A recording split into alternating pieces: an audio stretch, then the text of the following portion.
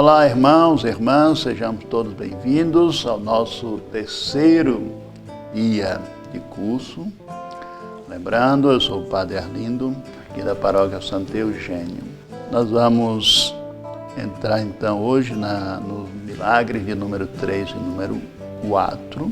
Lembrando que ontem nós vimos 2, que nos ajudam então a entender como que Mateus vai construindo a sua mensagem e preparando também, de um certo modo, a defesa da sua comunidade contra os perigos que vão ameaçando essa comunidade e vai fortalecendo a sua fé em Jesus Cristo. Nós vimos na cura do cego ontem, como que ele construiu toda aquela mensagem bonita, trazendo lá do Antigo Testamento algumas imagens que ajudou a comunidade a entender melhor quem é Jesus e por que continuar seguindo ele. Depois, no segundo milagre, que foi a cura do cego do centurião, muito importante, o lugar em que isso aconteceu, a relevância daquele lugar que foi a porta da cidade e que nos ajudou a entender, então, quem era esse centurião e tudo mais. Então, hoje nós vamos entrar nesses outros 2 milagres e para isso nós vamos pedir que Nosso Senhor derrame sobre nós a sua luz para nos inspirar, nos motivar. Em nome do Pai, do Filho e do Espírito Santo. Amém. Vinde, Espírito Santo, enchei o coração dos vossos fiéis e acendei-neles o fogo do vosso amor. Enviai o vosso Espírito e tudo será criado e renovareis a face da terra. Oremos. Ó Deus, que instruístes o coração dos vossos fiéis com a luz do Espírito Santo, fazei que apreciemos retamente todas as coisas segundo o mesmo Espírito e gozemos sempre da sua consolação por Cristo nosso Senhor. Amém. Em nome do Pai, do Filho e do Espírito Santo. Amém. Então, nesse momento, eu convido cada um de vocês a tomar a sua Bíblia na mão, lembrando sempre que nós estamos usando a Bíblia pastoral por causa da sua linguagem, que é mais simples, mais acessível para todos nós. E vamos abrir, então, no capítulo 8. Hoje são só 2 versículos, o versículo 14 e o versículo 15, que vai tratar, então, da cura da sogra de Pedro. São 2 versículos, um texto curto, mas que tem uma riqueza muito grande escondida por trás dele. Então vamos lá à nossa leitura. Jesus foi para a casa de Pedro e viu a sogra de Pedro deitada com febre. Então Jesus tocou a mão dela e a febre a deixou. Ela se levantou e começou a servi-los. É muito importante a gente relembrar que Mateus ele traz para dentro do seu evangelho algumas dessas imagens que são importantes. Nesse primeiro ponto, a gente quer lembrar que Mateus localiza essa cura na casa. E aí é muito importante a gente saber que a casa ela tem um papel muito importante nessa nova sociedade, nessa nova estrutura que é trazida por Jesus. A gente pode voltar lá no Evangelho de Lucas, por exemplo, no primeiro capítulo, dos versículos 26 a 38, quando o anjo Gabriel faz o anúncio da chegada de Jesus, ele vai na casa e na casa ele fala com a mulher. Então é muito importante a gente lembrar isso e por isso essa comunidade, essa igreja do primeiro século, ela é chamada de a igreja doméstica, porque é a igreja que se reúne na casa. A casa tem esse papel importante o novo lugar, a nova estrutura de sociedade que se forma, das pessoas que compõem essa estrutura, todas elas são pessoas valiosas. E a mulher que antes disso era uma pessoa invisível, esquecida, que não podia se manifestar, que não podia se expressar, ela vai ser resgatada de tal modo que ela vai assumir um papel fundamental dentro dessa estrutura. São Mateus, ao tratar dessa cura da sogra de Pedro, ele vai trabalhar um pouco, então, essa situação da mulher dentro da sua comunidade. Que no início, apesar de todos estarem seguindo Jesus, mas ainda a mulher está tendo uma certa dificuldade, para ser localizada, para encontrar o seu espaço, para poder se expressar. E aí São Mateus ele vai trazer, através desse texto, dessa cura da sogra de Pedro, a importância que ela tem. E como que ela, fazendo parte desse projeto, recebe também de Jesus, de Deus, a mesma força, a mesma graça que os homens recebem. Por quê? Porque os dois são construtores do reino de Deus. Os dois são anunciadores dessa boa nova que Jesus trouxe, e isso é importante. Quando Jesus entra na casa de Pedro, o olhar dele se dirige primeiramente para a mulher. Ele olha para ela. E aqui é importante, como nós já dissemos agora há pouco, ela não era olhada, ela não era vista, ela era invisível, ela era colocada, vamos dizer assim, num termo mais simples, de trás da cortina. E aí ela ficava sem voz, sem vez, sem nada. E Jesus, então, ele olha para ela. E aí eu destaco aqui exatamente essa frase: Jesus viu a sogra de Pedro deitada com febre. Uma frase pequena, mas que tem 3 elementos importantes. E o primeiro deles é o verbo ver. Ver é diferente de olhar. Ver é se importar, é assumir, de certo modo, a condição daquela outra pessoa para si. Jesus olha para ela e ele se solidariza com ela, ele se importa com ela. E é por isso que ele vai ao encontro dela no leito aonde ela está. E isso é muito importante porque o verbo ver também, ele é utilizado para o chamamento, para o discipulado.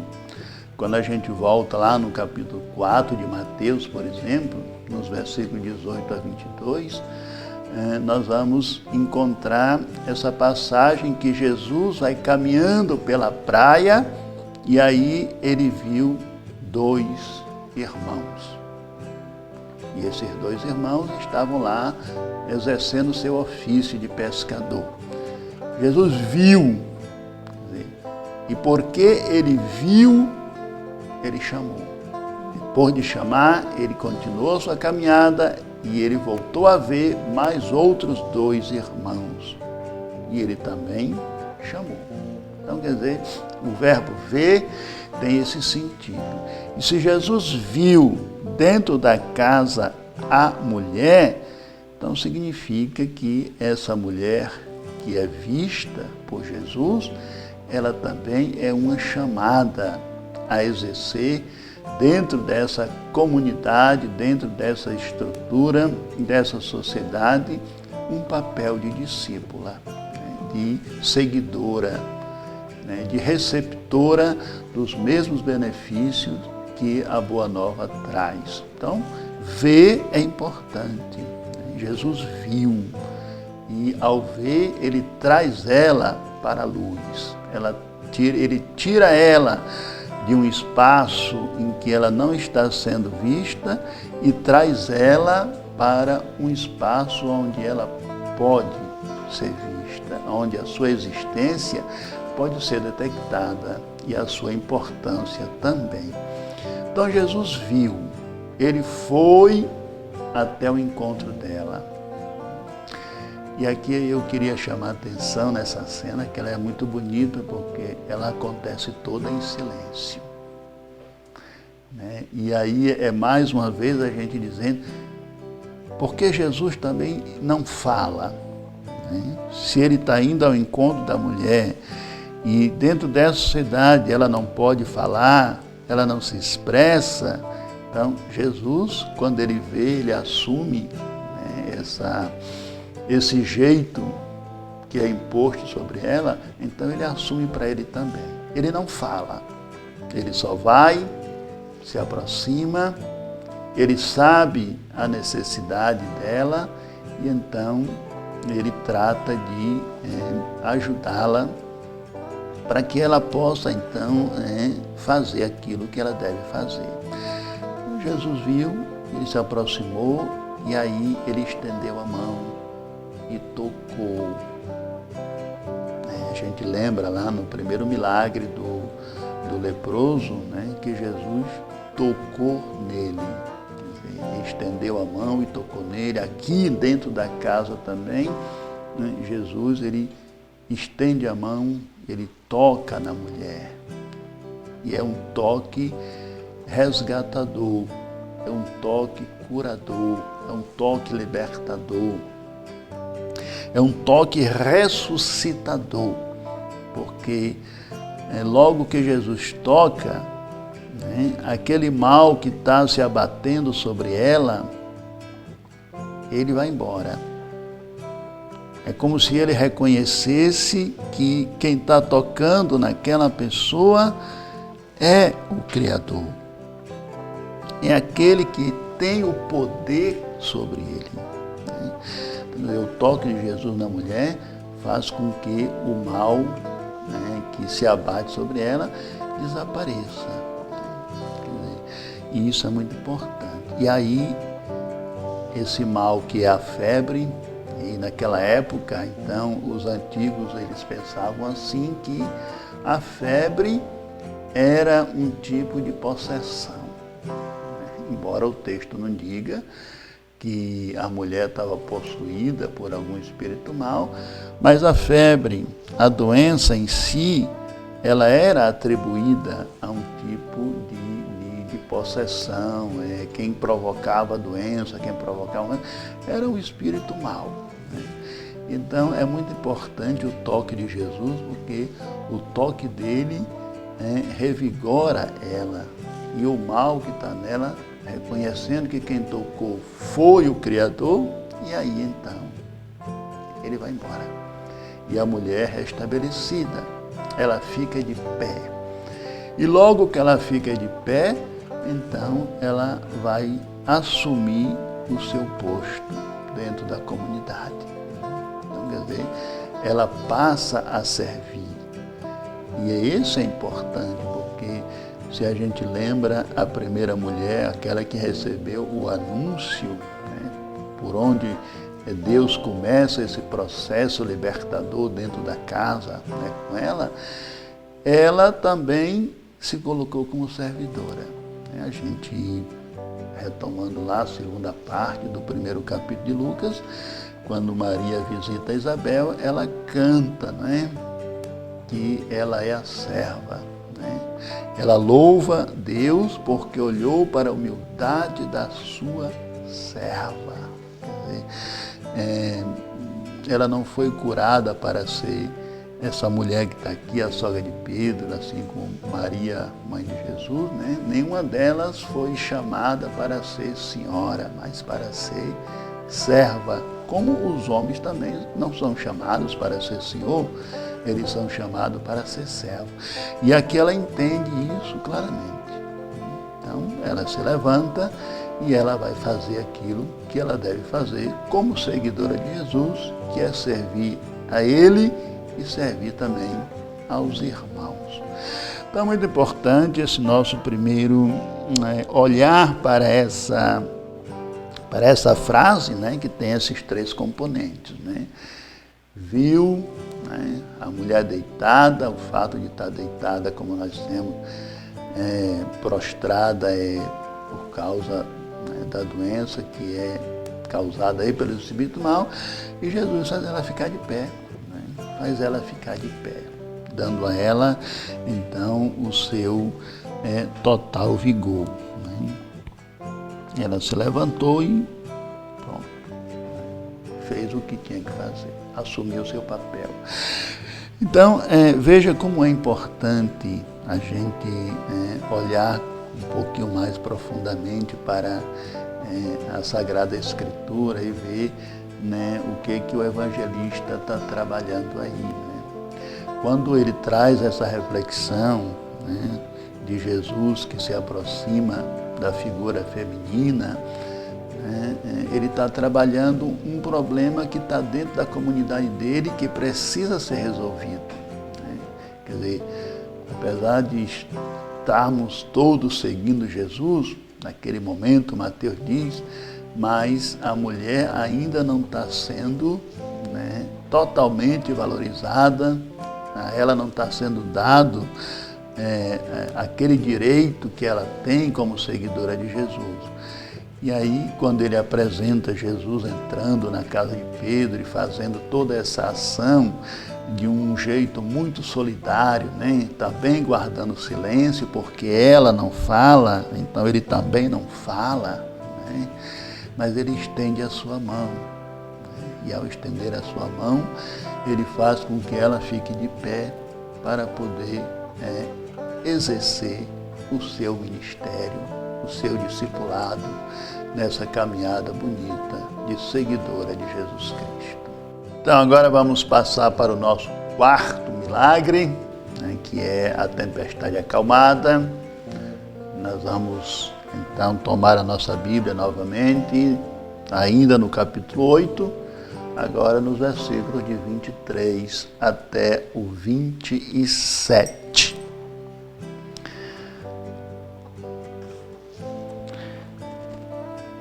Então Jesus entrou na barca e seus discípulos o acompanharam.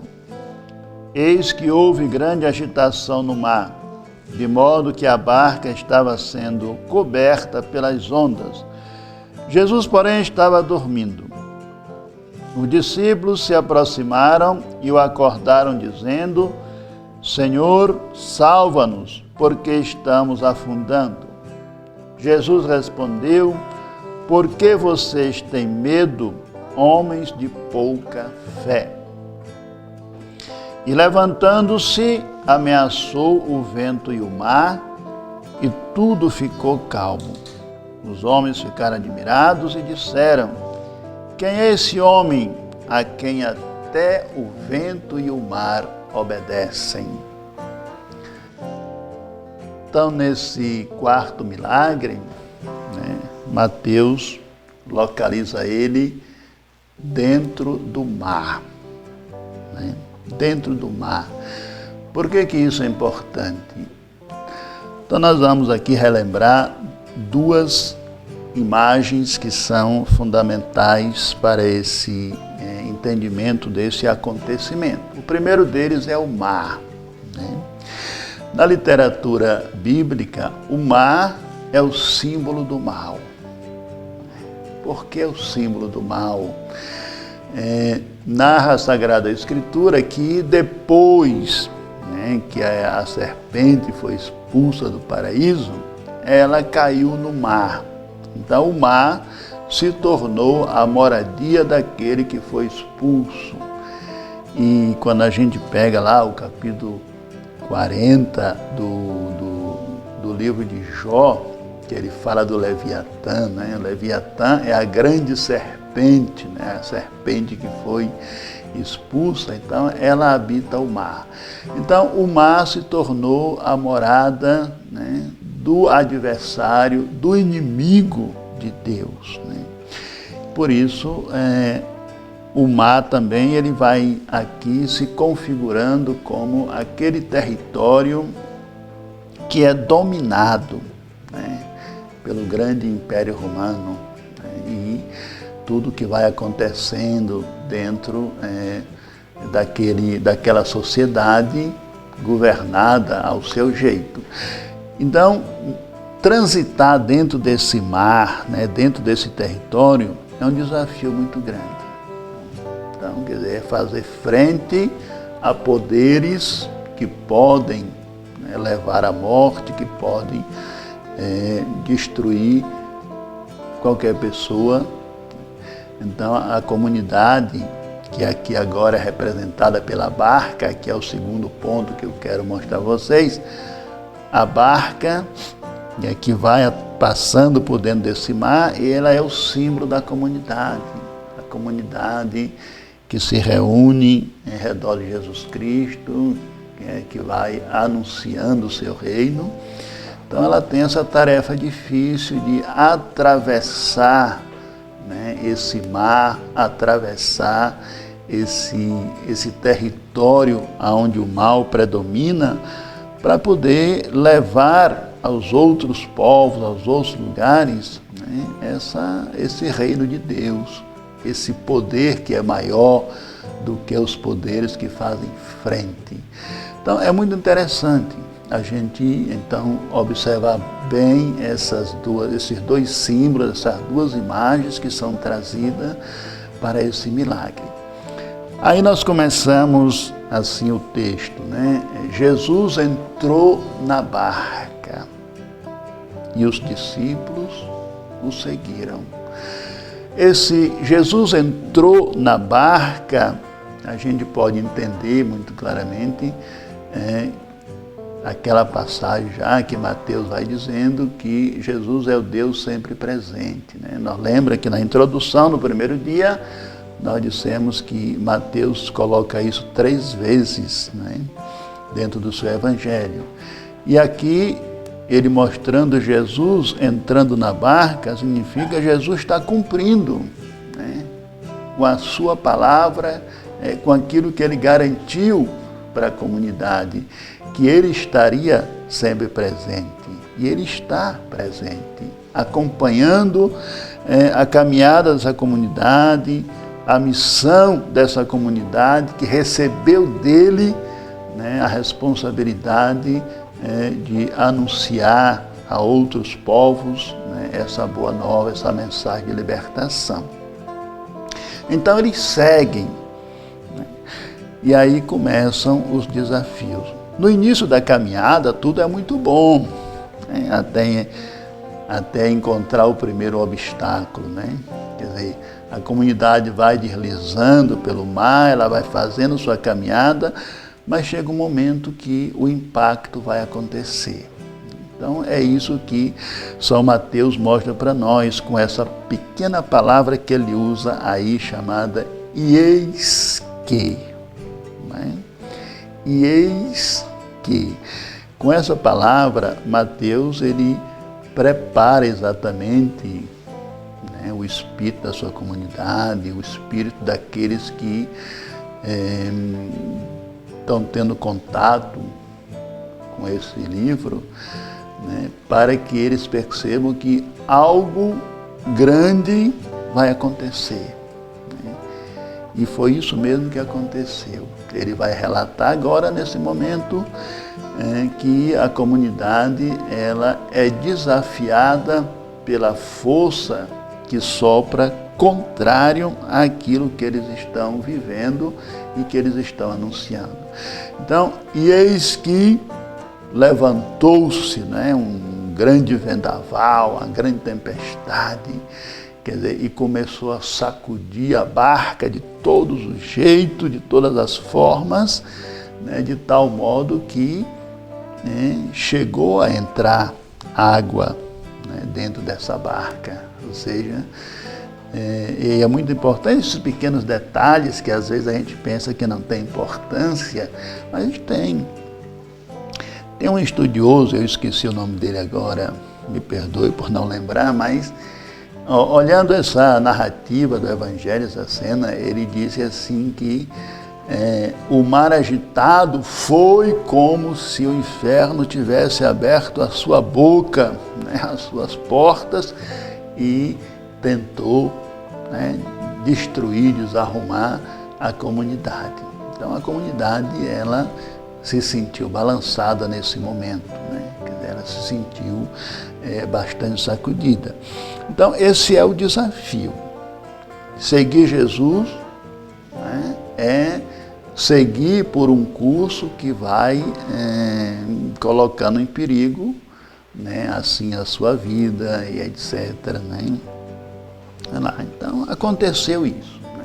A ventania chegou e essa ventania também ela é a força, né, com que o império se abate sobre aqueles que não rezam na sua cartilha, né? Então a gente pode chamar que isso aqui é uma forma repressora, né? Não quer estar comigo, pois então vai sentir o peso da minha mão, o peso da minha fúria, o peso, né, da minha atitude com relação àqueles que não querem, né, ser os meus aliados, ser os meus auxiliares ou ajudantes. Eis que, né? Então isso é importante. Mateus ressalta que aconteceu esse grande evento. E aí eu dizia, existem pequenos detalhes que às vezes a gente pensa que não tem importância. Mateus disse que a barca estava sendo coberta pela água, né? Pelas ondas que estavam vindo muito grandes, né? Esse estava invadindo é muito importante aqui, porque significa que, de algum modo, aquela ideologia que estava sendo propagada pelo Império,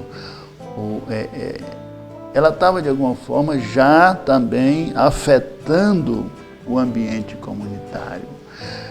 Nem todo mundo tem a mesma força, o mesmo espírito, o mesmo vigor. Tem sempre alguns mais fracos, que precisa do apoio do outro para poder resistir, né, a certas investidas e tudo mais. E, quer dizer, essas pequenas gotas de água que vão entrando na barca são símbolos dessa ideologia que afeta um ou outro e, a partir daí, ela tenta dominar todo o ambiente comunitário. Mas os mais experientes, os mais firmes na fé, eles não deixam isso acontecer, porque eles sabem que eles não estão caminhando sozinhos, né? Eles têm junto deles um Deus que é maior, um Deus que é mais forte. Então, em vez de ceder à pressão do império, de ceder à pressão daquelas instituições que estão querendo ser grandes demais, né, as comunidades, não, vamos recorrer ao nosso Deus. Ele vai nos ajudar, Ele vai nos auxiliar, Ele vai nos fazer sobreviver, né, a esse desafio que nós estamos enfrentando. Então, é isso que a comunidade faz. A comunidade, ela recorre a Jesus, né? São Mateus, ele narra isso aqui, mostrando que Jesus está dentro da barca, né? Mas é como se ele estivesse dormindo, né? E aí a comunidade vai lá, né, chamá-lo, dizer, Senhor, olha, nós estamos nessa situação, né? Estamos afundando, estamos indo para baixo, né? Quer dizer, estamos afundando a esse sentido de dizer, precisamos do teu auxílio, precisamos do teu socorro, precisamos da tua mão, né, estendida sobre nós, para que nós possamos, né, avançar. Então é muito interessante, né, como a comunidade, né, nessa situação difícil, ela sabe a quem recorrer. Embora ela se sinta questionada, e aqui é outro ponto interessante, né? A comunidade, ela se sente questionada por Jesus. Né? Poxa vida, a gente parece que ficou, né, sem fé nesse momento e, né, fomos incomodar, né, nosso Senhor, etc, etc. Né? Jesus olha para eles e trabalha com eles essa dimensão que eles estão sentindo. Por que vocês estão com medo? Quer dizer, é uma pergunta muito profunda. Por que nós estamos com medo? Nós sentimos medo, somos seres humanos. Mas se Jesus está no coração da comunidade, se Jesus está presente, então confiar. Por que ficar com medo? E é isso que Jesus pergunta, por que vocês estão com medo? A fé de vocês é muito pequena.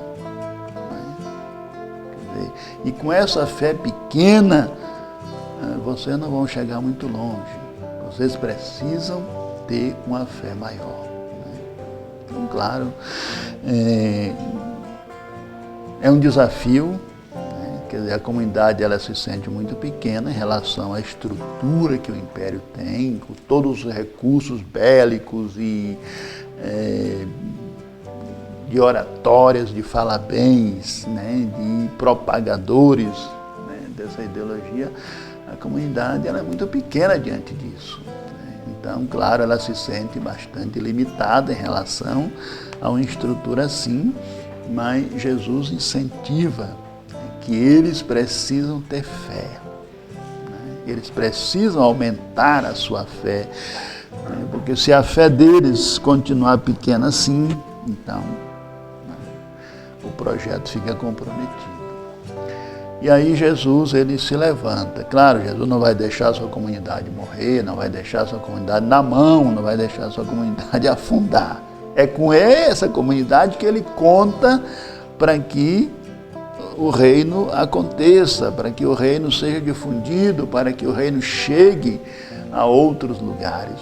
Então, claro, ele não vai deixar essa comunidade afundar, apesar das dificuldades. Então, ele se levanta e aqui a nossa Bíblia, ela usou uma outra palavra, a palavra que é usada no texto original, aqui quando diz, Jesus se levantou e ameaçou o vento. Na verdade, a palavra que é usada no texto original é conjurou. Conjurou. Conjurar é uma palavra que é usada exatamente para, como se fosse exorcizar. Se o mar é o símbolo do mal, e o mal é o adversário de Deus e do seu reino, então Jesus ele não vai ameaçar, ele vai conjurar, ele vai exorcizar, ele vai devolver para o devido lugar aquele que quer se contrapor a ele e ao seu reino. Por isso ele conjurou. E naquilo que ele conjura o mar, então ele volta para o seu lugar. É a voz do Senhor poderoso que fala.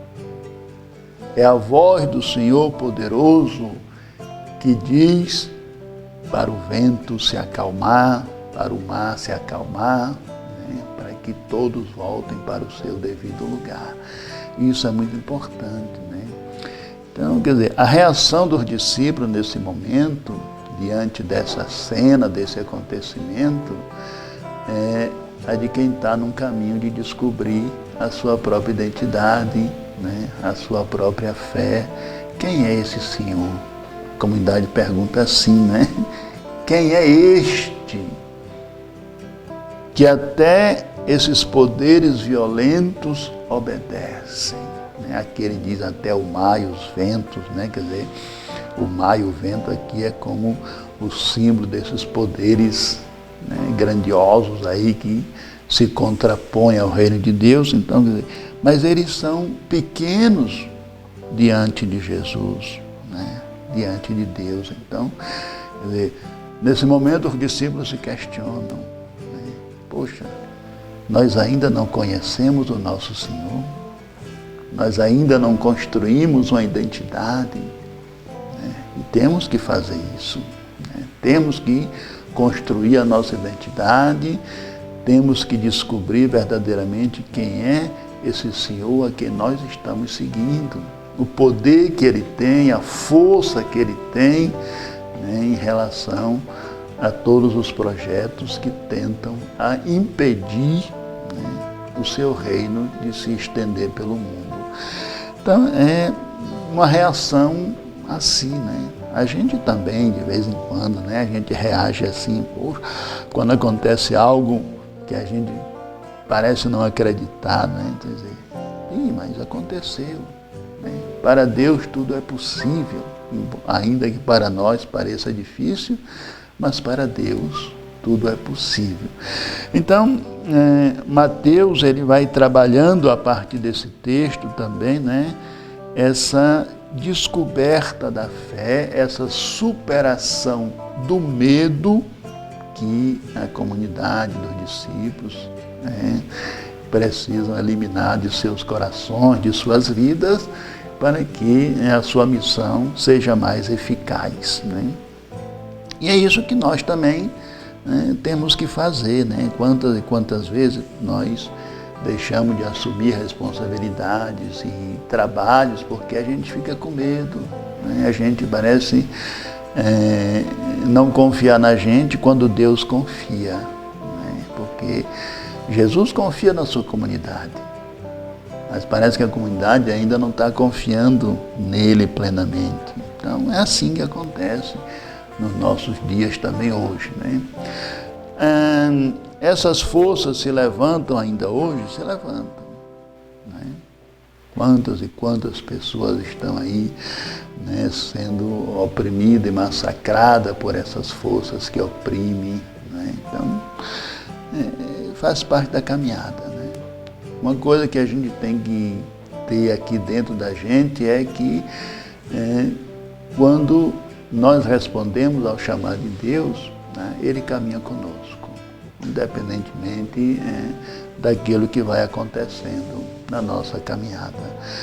Então, que o Senhor nos ajude, né, que o Senhor nos ilumine, nos fortaleça, nos faça entender que, né, na nossa caminhada do dia a dia, que os desafios que apareçam diante de nós, a gente tenha força de superar, confiando, né, que Ele está presente conosco.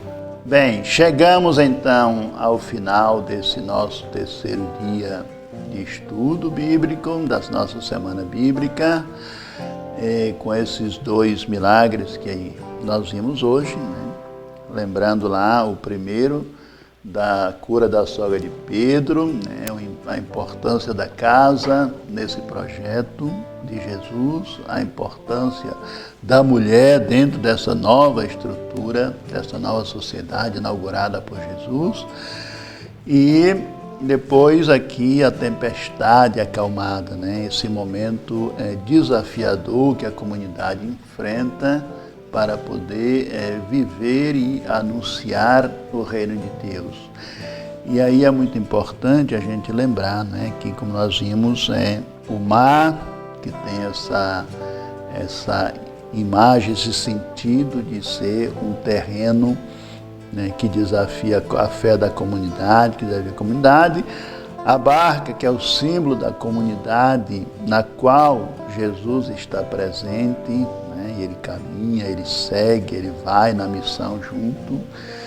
E eu queria só ressaltar um ponto aqui, né, que eu acabei esquecendo de dizer para vocês, que ao conjurar o mar, né, ao exorcizar o mar, Jesus, ele declara que, né, o reino de Deus é superior. Ele tem poder sobre todos os outros reinos, todos os impérios, todas as forças, né? O reino de Deus é de Deus, os outros não são. Então, a gente agradece, né, aí a presença de vocês, né, embora do outro lado, né, aí do seu computador, da sua televisão, e nós esperamos vocês amanhã, né, com mais 2 dos milagres que vão nos ajudando a entender né, como que Jesus vai ajudando a comunidade de Mateus a viver a sua fé. Então vamos agradecer a Deus para encerrar, né, esse nosso dia de hoje, né, rezando um Ave Maria. Ave Maria, cheia de graça, o Senhor é convosco, bendita sois vós entre as mulheres, bendito é o fruto do vosso ventre, Jesus. Santa Maria, Mãe de Deus, rogai por nós pecadores, agora e na hora de nossa morte. Amém. O Senhor esteja convosco. Abençoe-nos Deus Todo-Poderoso, que sois Pai, Filho e Espírito Santo. Até amanhã.